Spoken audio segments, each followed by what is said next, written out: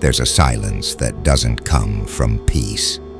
It comes from realization, from standing at the edge of something you thought was love, and seeing, at last, that it was something else entirely.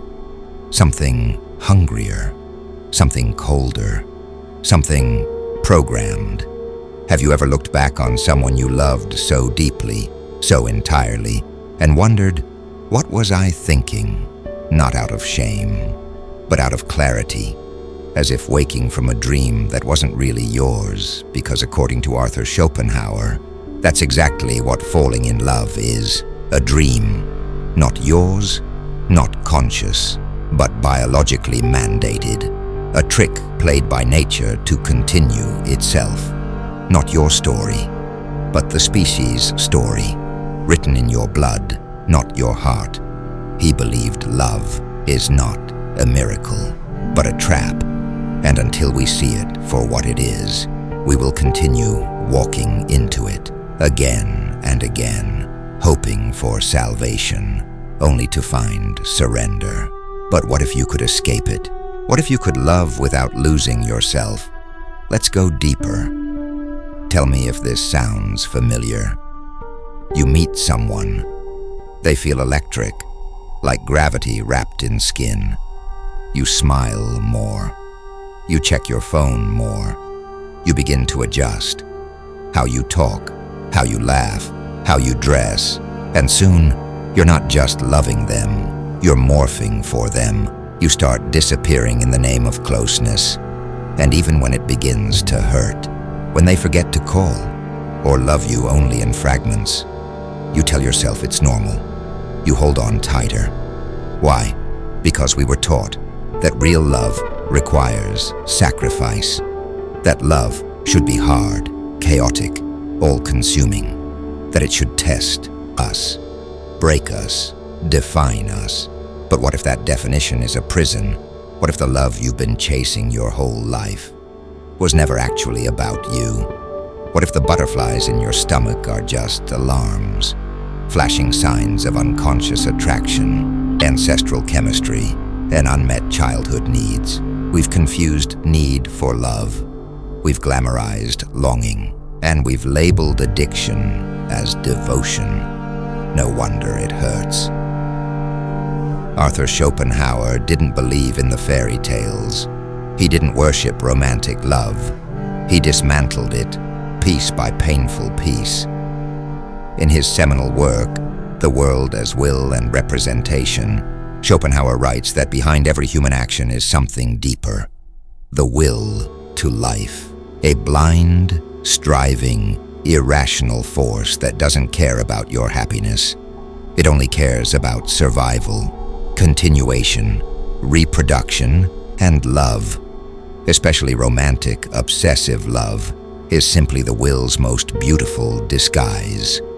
Let me read you one of his most biting lines. The ultimate aim of all love affairs is actually more important than all other earthly interests. It is the composition of the next generation. He believed you don't fall in love because you've found a soulmate. You fall in love because your genes have found a good pairing for reproduction. It's chemistry, not character. Nature, not narrative. Fate, not freedom. When you choose a partner, you're not actually choosing them. You're being chosen by your biology. Your body sees something in theirs, symmetry, health, fertility. And without your awareness, it throws you into obsession, desire, even madness, because to your biology, it's a race, and you are merely the host. Now I want you to pause, not from fear, but from freedom, because the second we start seeing love clearly, we get the power to choose it, not chase it. If this truth is striking a chord in you, if part of you is nodding silently, saying, yes, I've felt this, then take a moment. Like this video, subscribe, share your thoughts in the comments. Not for vanity, but because honesty, once heard, becomes healing, and someone out there, someone just like you, needs to hear that they are not crazy for feeling love as a kind of war. We're waking up together. Now here's where it gets even more unsettling. Schopenhauer believed the will was so deceptive, so cunning, that it could make us fall in love with people who would ruin us. Yes, ruin, because your biology doesn't care if they're emotionally healthy. It doesn't care if they will stay, or respect you, or nurture your soul. It only cares if their DNA will make strong offspring. So you might be drawn to someone who triggers all your insecurities, someone who ghosts you, abuses you, or drains you, and still you want them because your unconscious is calling it love. But it's not love. It's a biological contract, a survival strategy, a chemical illusion that explains why we stay with people we know we shouldn't, why we run back to pain like it's home, why the very people who feel like fate often turn out to be the exact people who tear us apart. Your body chooses for reproduction, but your soul wants something else. And until you separate the two, you'll always be at war. Here's where you start winning, not by swearing off love, but by becoming conscious inside it. Start with this question the next time you feel overwhelmed by attraction. Do I feel calm around them or addicted? That one question can save you years of pain, because real love is peaceful. It's not a high. It's not a crash. It's not butterflies. It's a deep breath. You'll know it's real not by how it sparks, but by how it sustains. Try this. When you meet someone, don't just ask, "Do I like them?"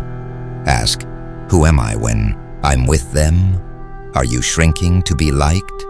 Are you changing your truth to keep the connection alive? Or are you expanding? Because the person who makes you more yourself, not less, that's the one worth keeping. That's love that's awake, not love that's programmed. Let's breathe here. Love is not the enemy, but the illusion of love, the one built on fear, biology, and dependency, is the kind that says, "I need you to be whole." The kind that punishes you for being too much or too little. The kind that makes you doubt your own worth to stay in someone's orbit. That's not love. That's entrapment. But when you wake up, when you stop romanticizing suffering and start choosing sovereignty, everything changes. Suddenly you're not seeking someone to complete you. You're seeking someone to witness you, not someone who rescues you, someone who meets you. No more games. No more emotional hunger masquerading as destiny. Just two beings, whole, conscious, choosing each other, without need, without fear, without illusion. That's not Schopenhauer's trap. That's the escape from it. You are not broken for having loved blindly. You are not foolish for having fallen. You are human, and now you are waking up. The truth is, love is not here to save you. You are here to save you. Love is not supposed to be a war. It's supposed to be a garden, a sanctuary where your truth is safe, a mirror that doesn't shatter you, but shows you how whole you already are. So walk away from the illusions, from the people who make you question your worth, from the fantasies that keep you chasing shadows, and walk toward yourself. Because the more awake you become, the less likely you are to fall into a trap, and the more capable you become of creating a love that is conscious, alive, liberating, a love that doesn't consume you, but builds you. Not a contract signed in desperation, but a communion chosen in freedom.